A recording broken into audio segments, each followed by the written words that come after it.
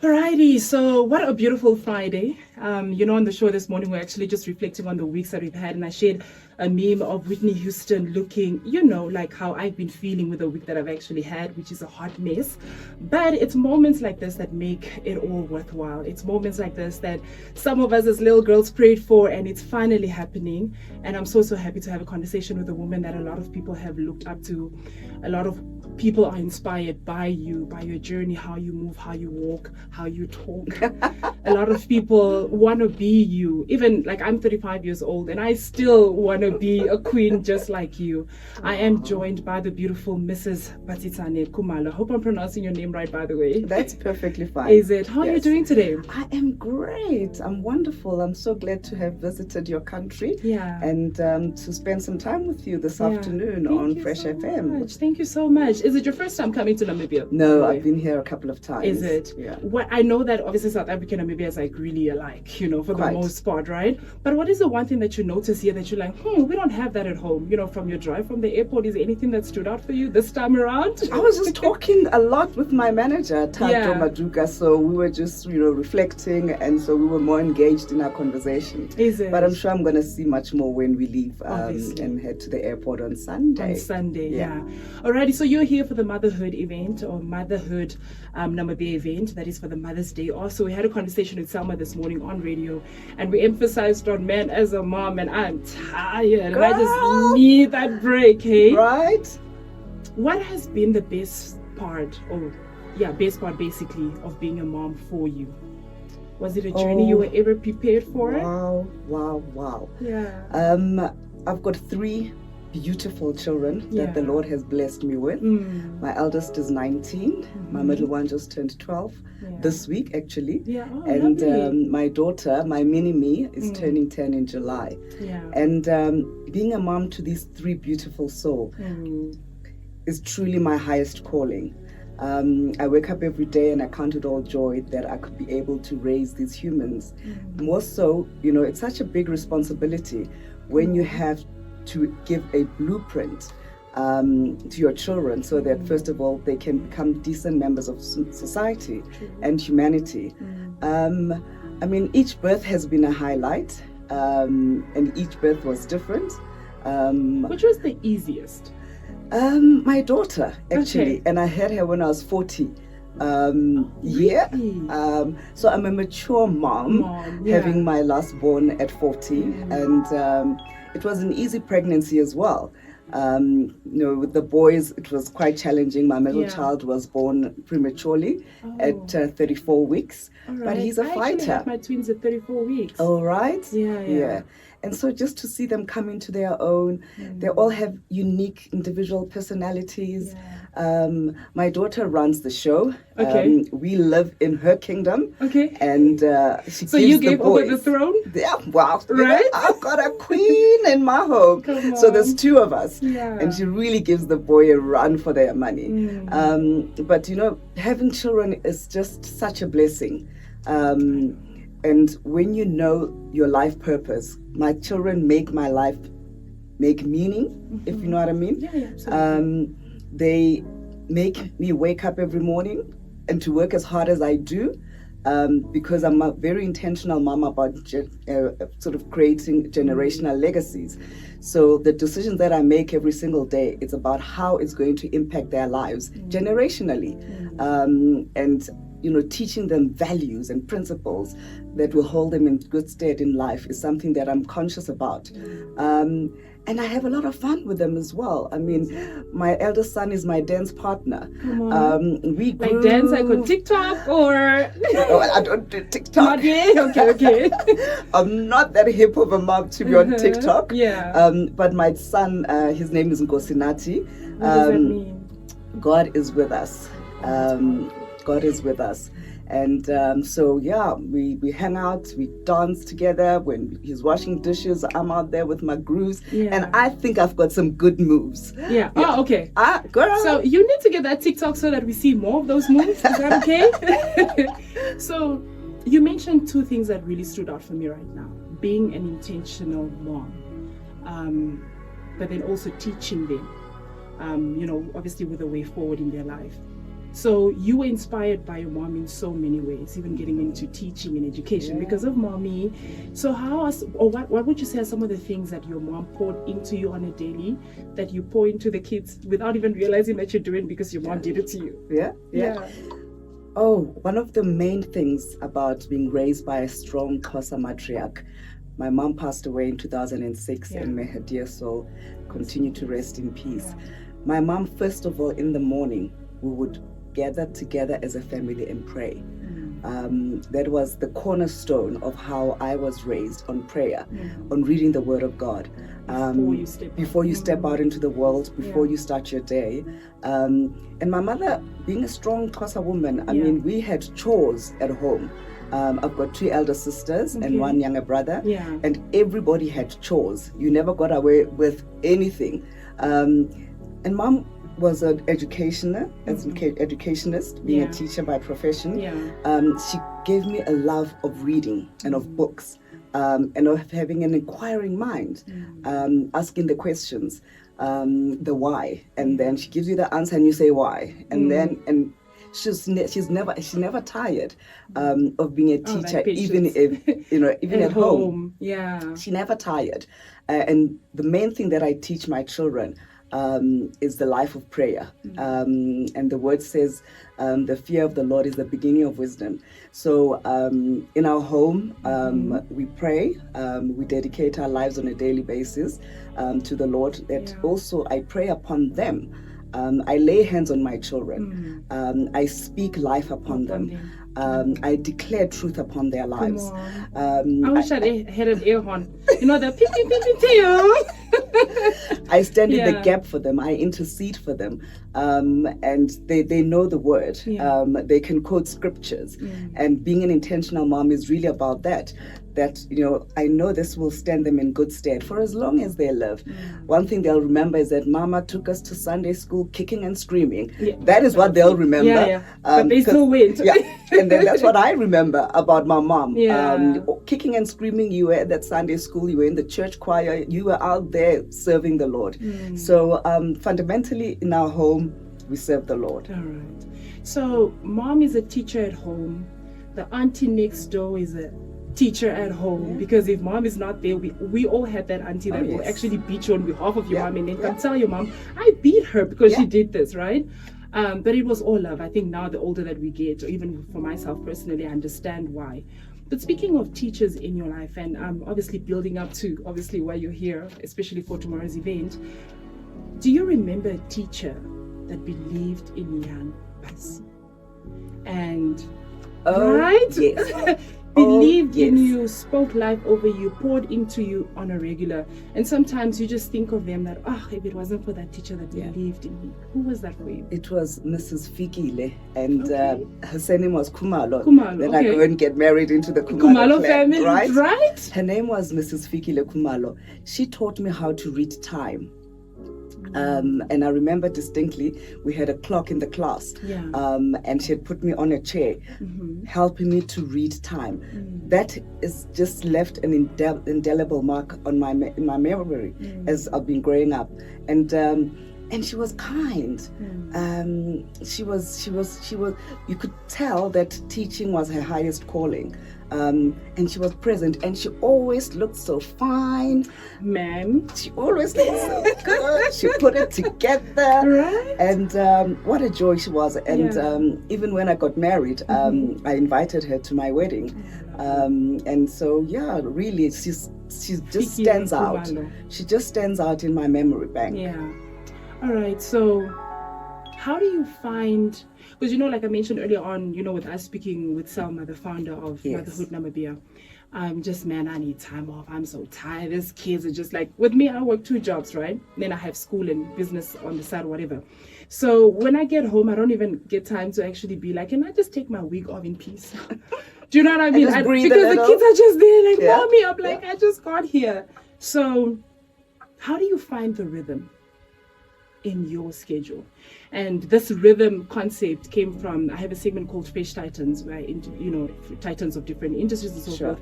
So the CEO of the One Economy, for the former First Lady of Namibia, she was like, I wouldn't say it's balance, more so of a rhythm. what is that rhythm that has worked for you over the years, between all the kids, the businesses, and so forth?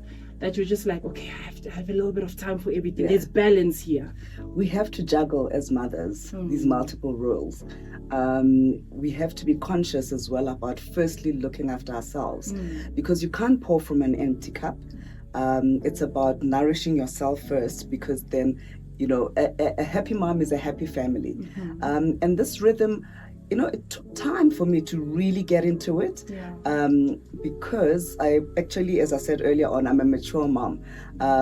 You know, I struggled with conceiving, issues of infertility. So I had my firstborn 5 years after we were married. And was there ever a lot of pressure from the family, the in-laws perhaps? No, actually not. I have the most incredible in-laws, just remarkable. And then I have had 7 miscarriages between all of my children. Really? My middle child being born at 34 weeks, and between my daughter as well. So first of all, I think for me, having had these children has blessed me immensely. And so they are a priority. I am fully present in their lives. And now that I can do this and have the blessing of being able to, you know, manage my time, I show up at a recital, I show up at ballet, I show up at a rugby game. My daughter was at a school choir recently and performing.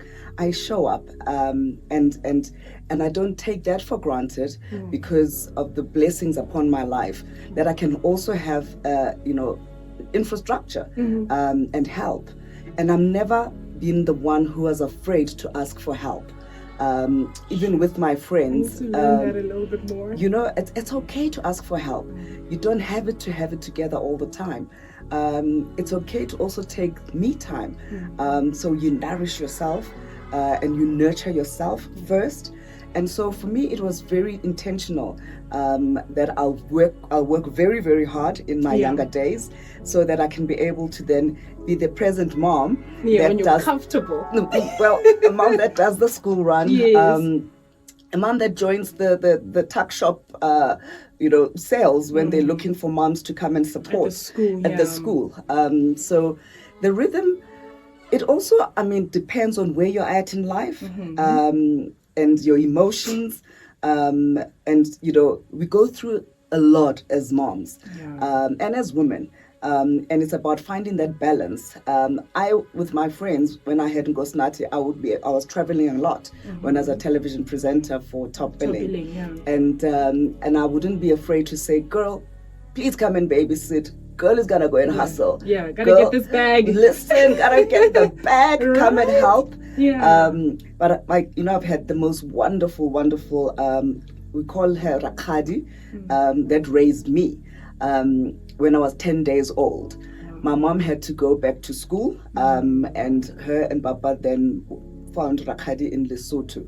So Rakadi raised me and raises my children. No way. Yeah. Yes way. Blessing. So Rakadi is my mother. Yeah. And mommy to them as well. Mommy to them as well. Yeah. So they call me mommy. Yeah. And then they call Rakadi mama. Mama. So when they say mama, I know they're talking to Rakadi. Yeah, yeah. And it ain't mommy, this fly one. It's not. Hey now, with the long nails. Right.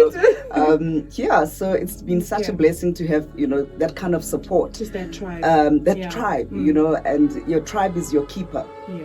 And I've seen how that has helped me flourish in life, where I can be able to go out there and run my businesses, knowing family is okay, and know that my family is okay. My children are well. They're loved. They're taken care of. They are fed. They are bathed. And they brush their teeth. They brush their teeth at night. You know, they say their prayers.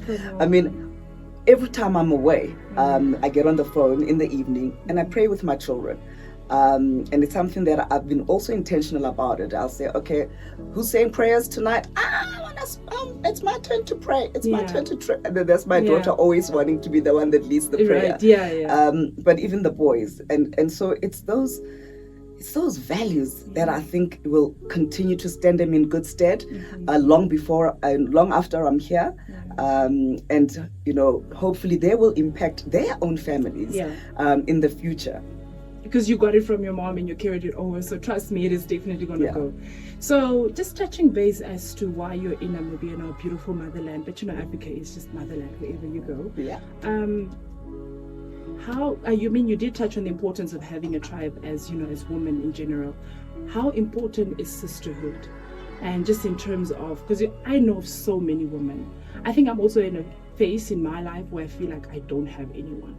And I know of so many women who also feel the same as, like, I probably just don't, have anyone to actually talk to or lean to. But what is the importance of sisterhood, and how has it really shaped you into the woman that you are? Oh, Shea, I love that question. I love that question.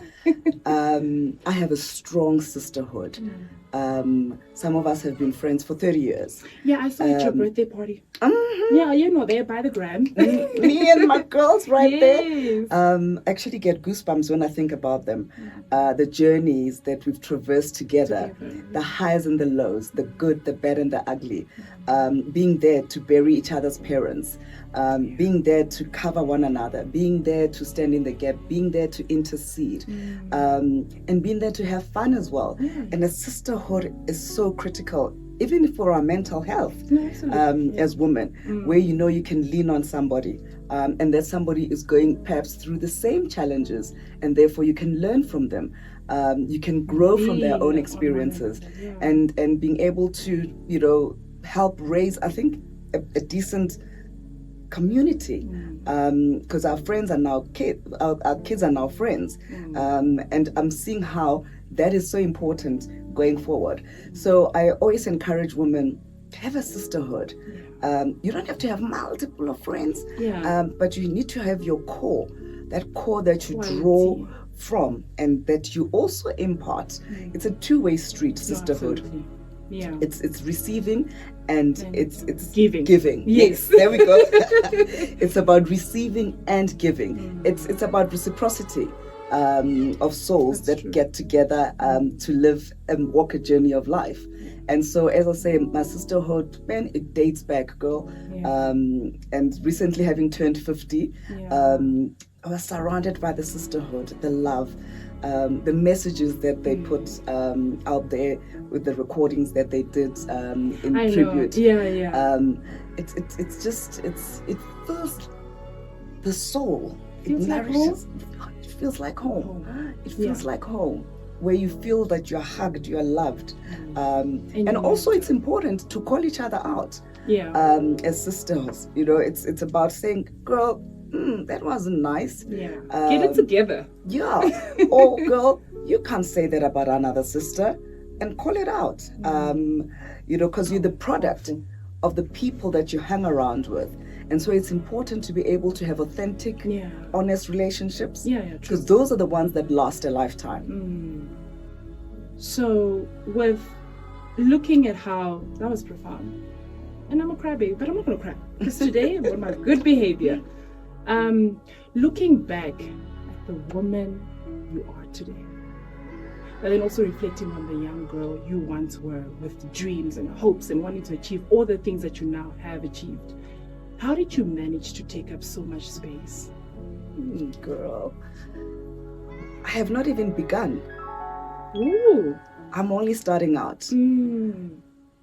I have not even begun to scratch the surface. Because the former years are much more greater than where God is taking me. And when I was young, I was an introverted child in many ways, shy by nature.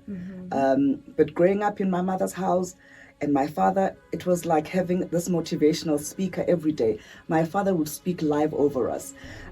He would tell you, baby girl, you're destined for greatness. Believe in the power of your dreams.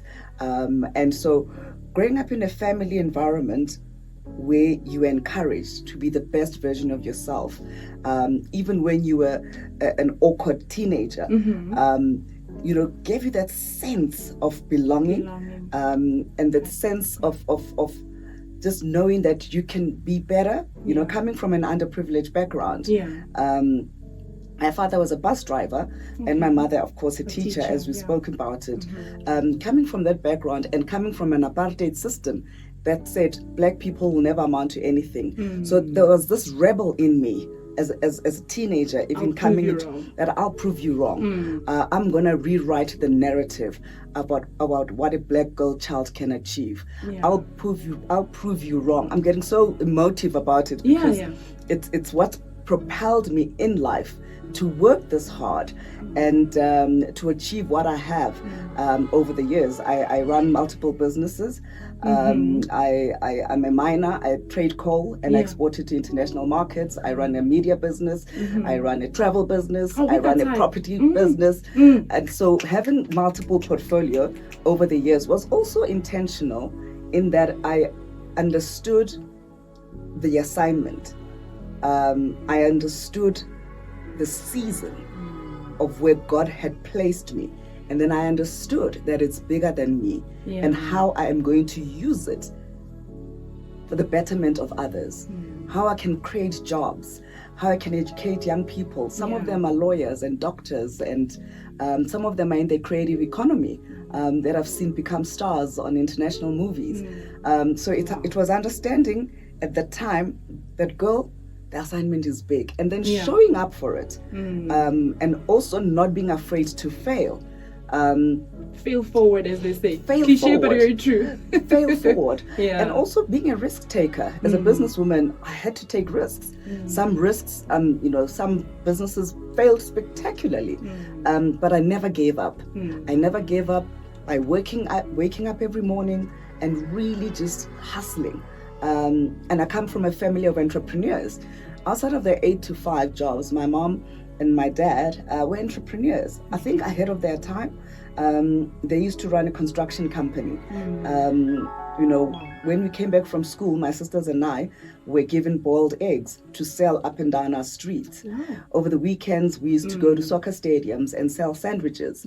My mom used to make curtains, and she would sell curtains to teachers. And so I grew up in a home where my blueprint was watching my parents work hard. Yeah. And that's the only thing I know. Multiple streams of income. Yeah. And so we also as children had to help supplement the family income. Yeah. And no Ivy League institute would have taught me what I learned in my mother's house. No MBA degree would have taught me what I learned in my mother's house. And so I'm forever grateful for those lessons because they have held me in good stead in my 50s. Yeah. Looking so fly in them. The fly 50 years. So let's pour into the woman who's listening to us right now. What are some of the values that I need to carry in my heart as an African woman so I can be fly like you? Right? What are, some of the values, and also just one thing that you'd want to leave with our listeners so that they can take that cup that's been empty for a while, and I'm ready, I'm here to receive, by the way. Yeah. Just to carry it with us so that we can just continue pursuing up the best versions of ourselves. I had to use that, it's cliche, but you know what I mean. I know what you mean. I know what, and you know what? It always carries meaning because we want to be the best version of ourselves on a daily basis. The first value that I want to just encourage women on is that dream big dreams, and God will dream even bigger dreams for you. And two, don't be afraid to fail. Don't be afraid to fail. Try something. I don't want to live a life of regret. That's why I push myself. I would rather fail at something than wonder if I coulda, shoulda, woulda, what could have happened. Yes. Time waits for no man. So try, if you want to go back to school, go back to school. Do that degree, study for that diploma. And more importantly, surround yourself with people who want you to win. You don't want to be with naysayers. I call them negaholics. People who are negative. Word of the day. And then you say to somebody, I've got this idea. And then they look at you to say, girl, you and what army are going to try and achieve what? Dream killers. Make sure you just guard your space so jealously that you're not going to surround yourself with dream killers. But I think just to leave women with this thought, you are fearfully and wonderfully made. That's what the Bible says. It says Why we are is it so hard for fearfully, us to believe it? we are fearfully and wonderfully made. You see, I have a childlike faith, so I don't debate the Bible. What it says, it is. And so I don't pontificate about it and try to outsmart the word. When it says, I am fearfully and wonderfully made, do you know what? I wake up every morning and I own it. I affirm myself. I declare it upon my life. And then I walk into my purpose. When I wake up in the morning, I want to have said I showed up at my best today. Wow. A lot for us to think about. But thank you so much for your time. Thank you, Shirley. I know she's busy. You know, she's got stuff to do. But places to go, people right? to see, things to money do. to make. Hey now. So to any woman who's coming in tomorrow, what is that one word that's going to describe the atmosphere to Mother's Day off? Just one word? Courage. Ooh. Courage it is. So if you can look into the camera for us, Mrs. Kumalo. Yes. And just tell them, listen, I have landed, I have arrived. The event is going to be fabulous. You better come through. Yeah, take it away. Hey. My name is Basetsana Kumalo, and I have landed in your beautiful country to attend the Motherhood Namibia event that's hosted by Selma Bachla. It's an event that I know is going to inspire many of you. Yeah. I hope that you've got your tickets. Oh, by the way, and the theme is pastels. Pastels, darling. Bring your pastel colors, girls. Oh, yes. And keep listening to Fresh. Oh, yes. Yeah. No, you must say that, Oh, Mimi. okay. Keep listening to Fresh FM. All right, yo. Yeah. Hey, make sure you keep listening to Fresh FM. Yes. With my girls required. I'm doing the most. Thank you so much for your time, and yeah, just have a great time in our country. Thank you so much for your hospitality. Awesome. Your people are just so gentle by nature, and I feel so welcomed. Yeah. Thank you so much. You're more than welcome.